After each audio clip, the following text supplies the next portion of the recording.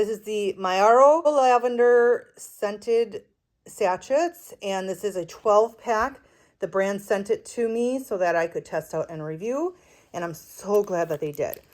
So inside each container, there's a pack of 12 sachets, and they're individually wrapped.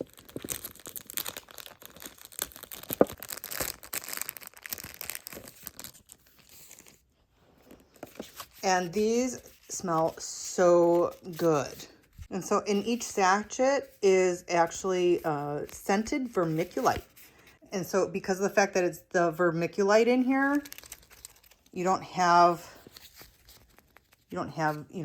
beads, scented beads or anything. And there's no noise like with traditional beaded sachets. And this scent is amazing. Lavender seems to be a very calming fragrance for me.